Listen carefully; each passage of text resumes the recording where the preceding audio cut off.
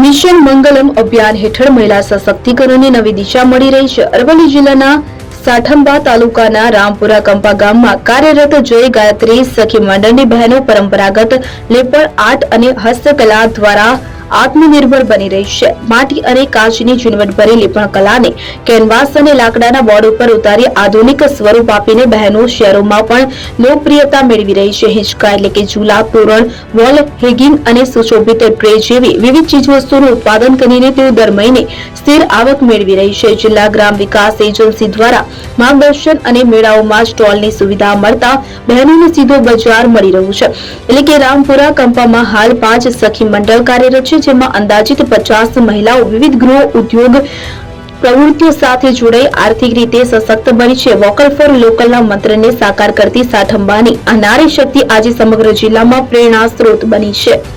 જયદીપ ભાટિયા, અરવલ્લી।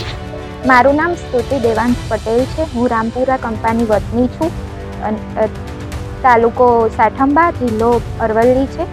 અમારા ગામમાં 5 સખી મંડળ કાર્યરત છે, જેમાં 50 બહેનો મળીને જુદા જુદા કામ કરીએ છીએ। બધાની અલગ અલગ આવડત પ્રમાણે કોઈ પગલુંછણિયા બનાવે છે, કોઈ આસનિયા બનાવે છે। મારું કામ લીપન આર્ટ છે, જેનામાં હું કિચન બનાવું છું। લીપન આર્ટમાં થાળી, ઘડી, તોરણ વગેરે બનાવું છું। અમે લોકો સખી મંડળ તરફથી સરસ મેળામાં પણ જઈ ચૂક્યા છીએ, જે કચ્છમાં હતો।